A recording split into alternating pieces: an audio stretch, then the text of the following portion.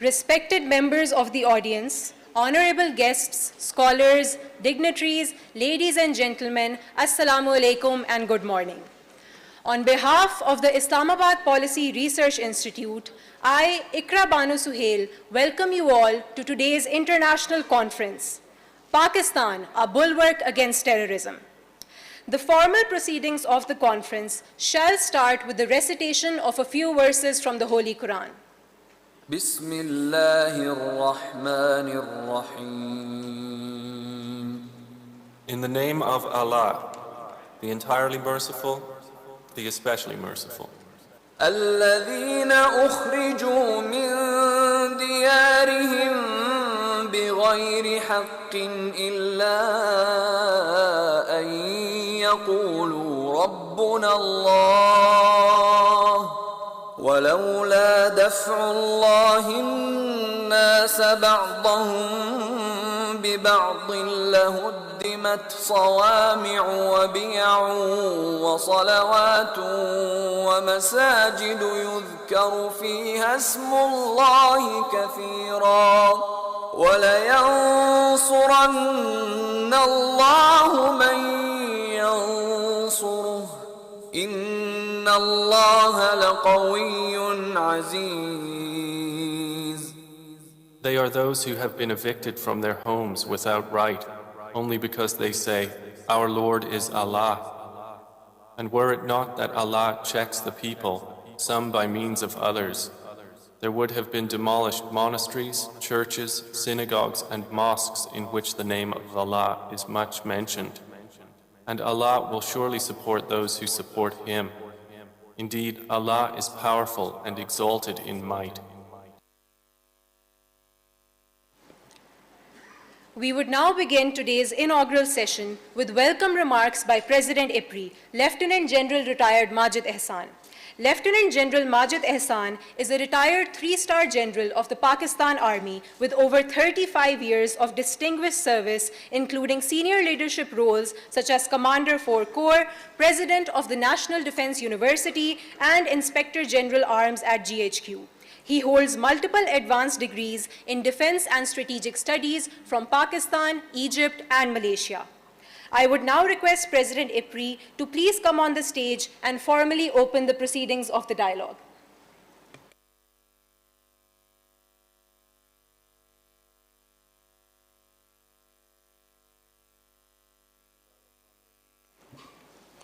Bismillah ar-Rahman ar-Rahim. Distinguished guests, honorable speakers, esteemed colleagues, ladies and gentlemen, Assalamu alaikum, and a very good morning to you all. It is both an honor and privilege to welcome you all to this conference titled Pakistan, a Bulwark Against Terrorism. On behalf of Islamabad Policy Research Institute, I extend my deepest gratitude to each one of you for joining us in what promises to be a thought-provoking and vital exchange of ideas.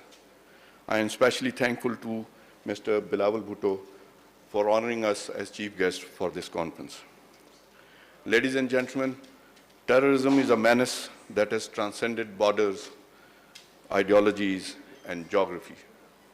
But few nations have endured its wrath as relentlessly and resisted it as resiliently as Pakistan. For over 4 decades, our soil has been battlefront against this menace. From the Soviet invasion of Afghanistan to the transnational jihadist networks, from sectarian proxy wars to the brutal violence inflicted by groups like Tehreek-e-Taliban Pakistan and Baloch insurgents, our people have borne the burden of violence and yet refuse to be bowed. This conference is not only a scholarly gathering, it's a collectively moral reckoning.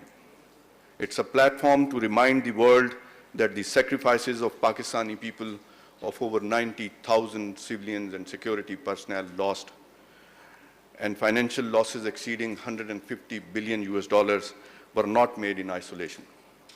Pakistan did not fight this war for itself alone. It fought for regional stability, for international peace, and in defense of a global order constantly threatened by the macabre forces of terrorism. Terrorism today is not what it was yesterday. It is a multi-dimensional phenomena that is amorphous, self-regenerating, and ideologically diffused. It cannot be defeated by kinetic measures alone, and it requires intellect, cooperation, legal framework, financial curbs, and most of all, societal resilience. Pakistan's experience tells us that counter-terrorism is not only a national effort, but a global responsibility. Today's session will dissect the many layers of this long war, from our hard-earned victories through kinetic military operations like Operation Zarb-e-Azb and Raddul Fasad, to our equally vital non-kinetic responses such as National Action Plan, anti-terrorist financing mechanism, and regional cooperations under regional anti-terrorism structure of SCO. We aim to present a holistic picture.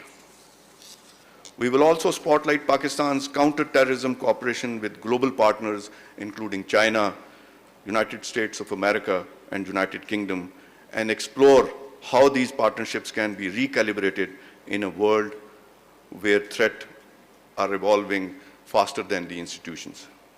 Distinguished guests, Pakistan's perspective on counter-terrorism is not academic, but experiential.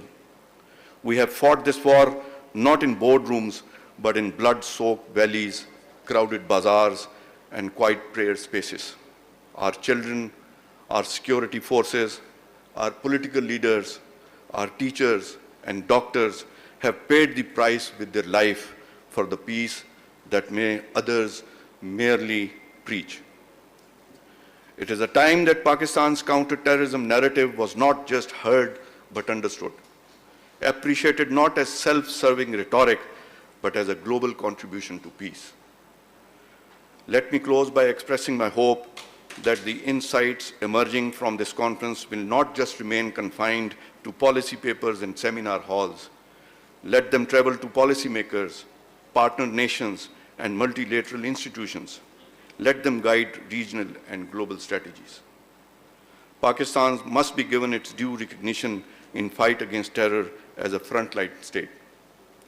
Where many countries might have faltered fighting the terrorist menace, Pakistan and its nation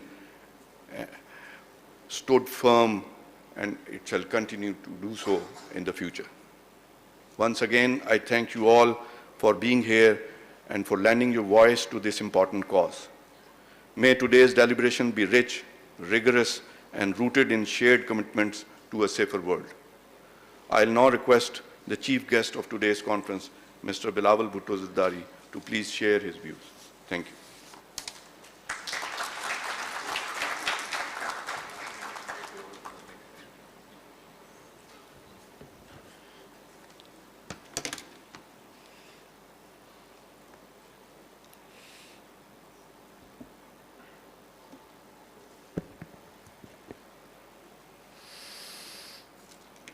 Bismillah ar-Rahman ar-Rahim. Assalamu alaikum. Thank you for inviting me as your chief guest. Thank you, General Saab, for allowing us the opportunity to share our views, our perspective today. Ladies and gentlemen, fellow Pakistanis at home and abroad, and friends of peace who watch us from across continents. When my grandfather, Shaheed Zulfikar Ali Bhutto, stood before the world, he spoke with the moral authority of a young republic, unwilling to be dictated by the powerful and the cynical. He told the mighty that history stands with those who dare, not those who drift. Today, in his spirit, I rise to remind the world that Pakistan is not drifting through the storm of global terrorism. We are steering the prow, often alone through waves that would have capsized many a larger vessel. We did not invite this carnage. Yet when terror's black banners crossed our frontiers from the peaks of the mountains to the bazaars of Quetta, we chose not to flinch. We chose to resist.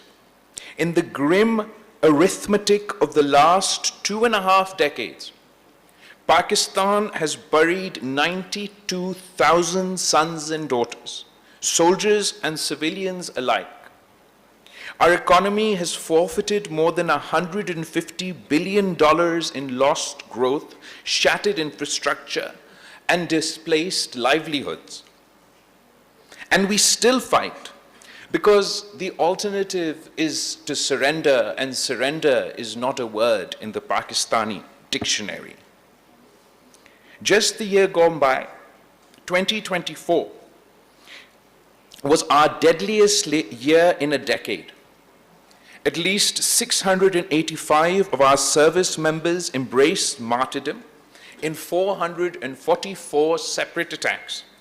1,612 Pakistanis, teachers, traders, traffic wardens, never came home. These are not mere statistics. They are vacant chairs at breakfast tables, yet each tragedy steals our resolve. Because every falling comrade plants a flag that drives deeper into the soil the extremists covet but will never own. Let us be clear. Any so-called Shura may issue threats in Pashto, but its digital propaganda is subtitled in every language of discontent. A bomb in Peshawar today draws its ideological fuse from the chat room somewhere in northern Africa. Its wiring diagram from a tutorial filmed in Damascus. Terrorism is borderless, and therefore the fight we wage is not Pakistan's private quarrel. It's a civilizational self-defense on behalf of all of humanity. When the Tehreek-e-Taliban or the Majid Brigade tweets its manifesto, the algorithm that amplifies it does not stop at the Duran line. It ricochets through Paris, Perth, and beyond. If we stand down, who will stand up? Across 2 decades, Pakistan's armed forces, backed by an iron-willed citizenry, have broken the backs of Al-Qaeda networks, dismantled so-called caliphates in the name of Daesh or anybody else, and driven the TTP from fortresses to the foxholes. Operation Zarb-e-Azb drained the northern swamp. Radd al-Fasad uprooted the sleeper cells in our cities. Today's operations in Balochistan and elsewhere sever the nexus between separatism and foreign-funded terror. These campaigns are not video-gamed stories from offshore carriers. They were boots in the dust, medics in the mud, and school teachers reopening classrooms behind the front lines. The world enjoys the light of conferences that debate violent extremism. Pakistan battles these demons daily on the front lines. Our roads scarred with IED and suicide bomber craters are the tariff we pay so the rest of humanity may commute in peace. Is it too much to ask that the visa desks respect the Pakistani passport that guards their peace? That multilateral lenders price our courage into their risk models? That media houses spell Pakistan without the lazy prefix of troubled? Respect is the minimal dividend of sacrifice. And for across the Durand line, the Taliban regime was greeted by many as an inevitable fact. They promised the neighborhood stability. They delivered instead a 40% surge in militant attacks on Pakistani soil and a sanctuary for the TTP, the BLA, the ETIM, and so much more. We say to Kabul, sovereignty confers duty. Stop the exodus of fighters, choke the traffic of arms, and honor the blood-priced Doha commitments, or be judged by the company you keep. I would like to propose some points for Pakistan and the conscientious world. One, we need equitable burden sharing. Terrorism, at CT Finance, what used to be known as the Coalition Support Fund, cannot be a tip left on the table of counterterrorism. We ask for structured investment in counterterrorism, in counter-violent extremism, in modern technology and weaponry, the hardware for our resilience. And to view development as an antidote. Every school built in Waziristan is a bullet we never have fired. Let CPAC be joined by PeacePAC, a people's economic and cultural corridor that funds micro-enterprise, women's colleges, and solar grids in areas facing the brunt of this new wave of terror, from ex-Fatah to the shores of Balochistan. No counterinsurgency has achieved victory without first winning hearts and minds. In the context of the fight against terrorism in Afghanistan and Pakistan, I recall when Shaheed Mohtarama Benazir Bhutto was campaigning anew to confront this menace. Well, she warned in Pakistan in her final speech that these militants want to remove Pakistan's flag from Swat, and rallied her country as the first female prime minister when many male politicians cowered or shirked from their responsibility to speak out. She rallied her country, and she said she would be the one to lead.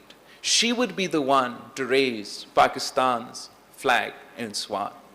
She did so in a context.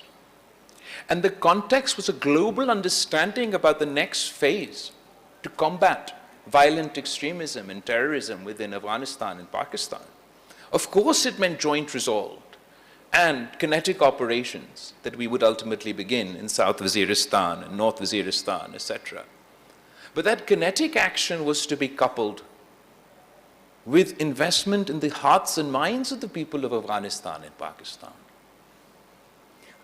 Within the context of what the shared experience of the end of the World War II and the international community's commitment then to a Marshall Plan that saved or invested in the economies of a war-torn Europe to ensure future generations would not be drawn back into the mouths of, at the time, fascism.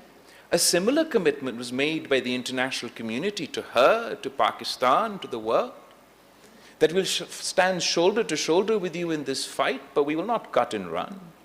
We will invest in a new Marshall Plan for Afghanistan and for Pakistan to ensure that future generations are not lost to the menace of terrorism. So, of course, we all are aware that we have not lived up to that commitment.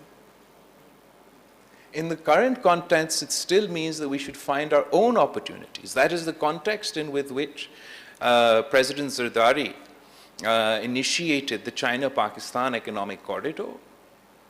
It wasn't geopolitics. It was an understanding that the eastern route that was to go through Pakhtunkhwa and descend into Balochistan would drive economic development and economic activity in those areas that were the most devastated by terrorism.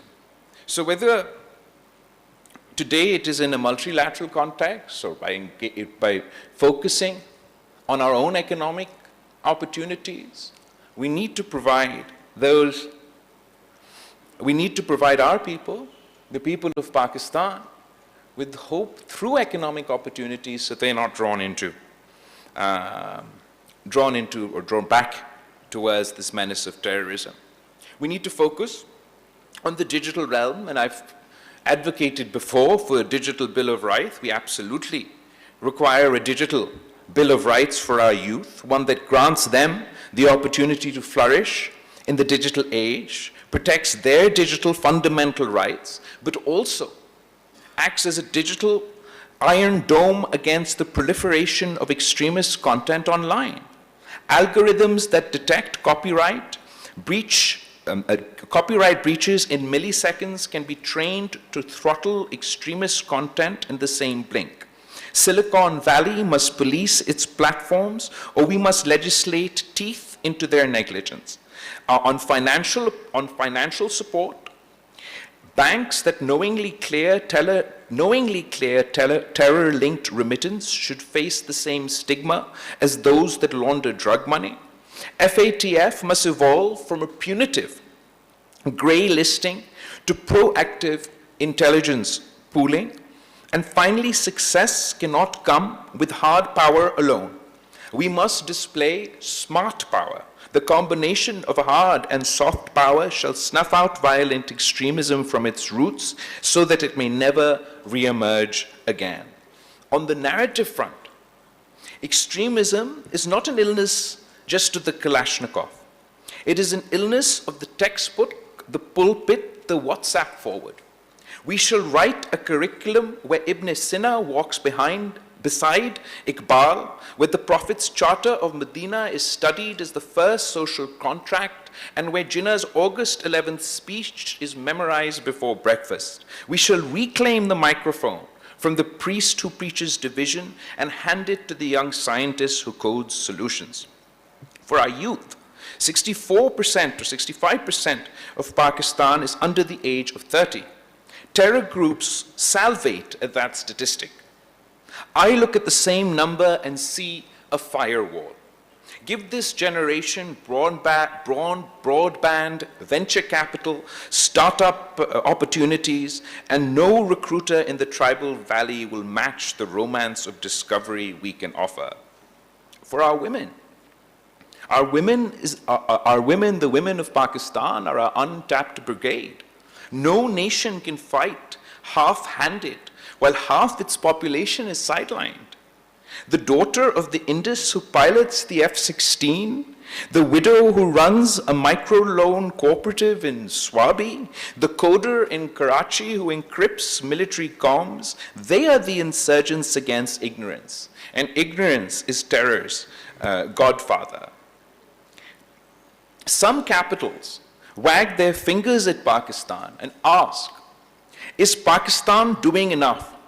I respond in the idiom of Shaheed Zulfikar Ali Bhutto. We have bled enough to write the preface of peace in our own ink. We will not have that manuscript proofread by those who stayed safe behind oceans and alibis. And a message, a word to the merchants of hate within, to those who romanticize the terror culture from drawing rooms and YouTube channels. Let me be unambiguous. We will repatriate your hashtags to the courts, your bank accounts to the audit ledger, and if necessary, your fantasies to the iron bars of law. There is no constitutional right to weaponize religion.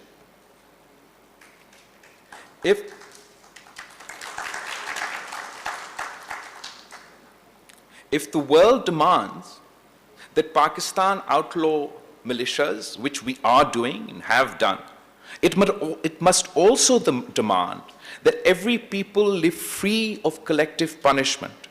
Selective outrage is the oxygen of extremist recruiters. From the Kashmir Valley to the olive orchards in Palestine, the world must deliver a just peace. To India, I say, we have a shared stake in ending this cycle of fire. Since Pakistan and India last sat across the table to discuss terrorism in 2012, the world has changed, and so have we. We have fought and won the most extensive counter-terrorism campaign in modern history. South Waziristan was cleared, North Waziristan dismantled, urban sleeper cells uprooted, and new operations launched after the fall of Kabul. We transformed our financial system to meet the most rigorous global standards after our successful FATF grey list exit. Pakistan stands among the most serious counter-terrorism states, if not the most serious counter-terrorism state on earth. It is time that India recognizes this transformation, not as a concession, but as an opportunity. Terrorism is a collective menace. No border fence, no nationalist rhetoric, no regional hegemony can shield one nation from a fire it may have helped light on the other side. If infrastructure, safe haven, or subsidy is extended to groups like the BLA or the TTP, that same network may one day irrigate militancy that threatens India itself. Fire does not distinguish between the arsonist and the architect. We all learned this the hard way after 9/11, and it's time India does so as well. Terrorism has no nationality, no religion, no caste, no creed. It respects no border and abides by no law. I offer from this floor a clear proposition. Pakistan is ready to forge a historic, phenomenal partnership with India to jointly combat terror, not as adversaries playing a zero-sum game, but as neighbors who share a moral and civilizational obligation to protect over 1 billion souls from the plague of extremism. All it requires is for India's leadership to step down from the high horse that is galloping its republic towards the abyss. Pursue peace with Pakistan. Sit with us. Talk to us. Let us resolve Kashmir in accordance with the aspirations of its people. Let us end the weaponization of water and build instead a peace as mighty as the Himalayas. Let us return to our shared traditions grounded not in hatred, but in the ancient soil of the Indus Valley civilization. It is not weakness to extend a hand, it is wisdom. And to the world, I would like to extend an invitation. Come train with us. Come learn from Pakistan. Learn from our armed forces. Learn from our special forces. Learn from our police force. We have waged the most extensive counter-terrorism, counter-violent extremism battle from generation to generation. Study our counter-terrorism authority dataset. Few databases are richer. Come walk a rebuilt Pakistan in the aftermath of terror. Few places tell a more vivid before and after. Let's let partnership replace perception. I speak not just as former foreign minister or chairman of the Pakistan People's Party, but as a son of the soil who has met mothers holding photographs of children lost to blasts, as a brother of journalists who dodge bullets telling the truth, as a citizen whose generation was shaped by the sound of explosions. I pledge that Pakistan will pursue every cell, choke every pipeline, and confront every narrative that seeks to turn our cradle of civilization into a cemetery for hope. And from this house, I ask a unanimous resolve. In the words of Shaheed Mohtarma Benazir Bhutto, we have come too far, sacrificed too much to turn back now. And from our allies, I ask the courage of consistency. Stand by us when we win headlines, and stand with us when we bury our dead. And in conclusion, when my grandfather Shaheed Zulfikar Ali Bhutto thundered at the United Nations in 1965, he warned, "We will fight for 1,000 years, but we will not surrender." Today, I echo him with one revision. We will fight for as long as it takes, but we will not need 1,000 years. Because our enemy is small against the expanse of our conviction, and conviction is the oldest, strongest weapon known to humankind. Let the clerics of chaos know. The people of Pakistan have endured empire and earthquakes, partition and dictatorship, floods and pandemics. Your improvised explosives are a footnote in a story whose chapters are written in resilience. Let the merchants of fear know, each time you strike, we rebuild taller. Each time you divide, we reconcile deeper.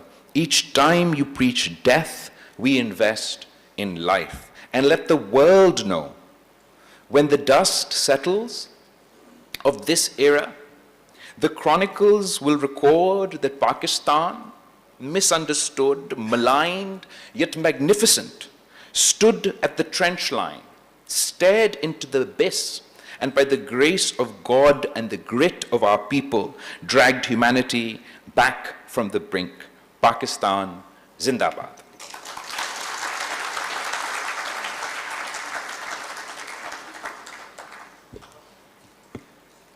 Thank you, Honorable Bilawal Bhutto Zardari, for your insightful address. I would now request President IPRI to please present a memento to our chief guest.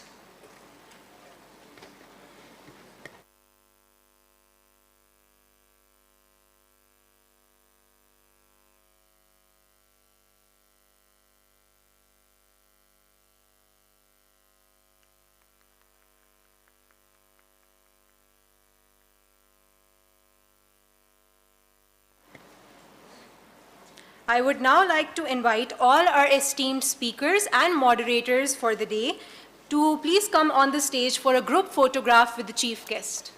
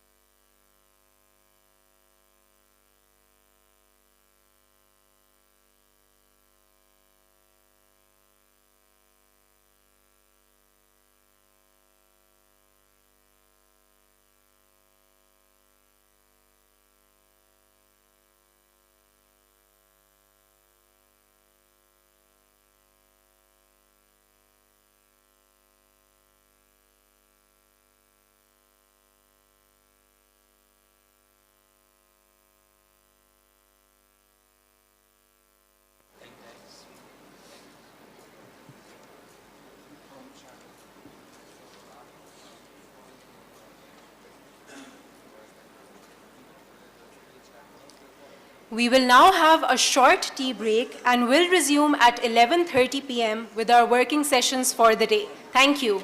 The tea is being served on your left.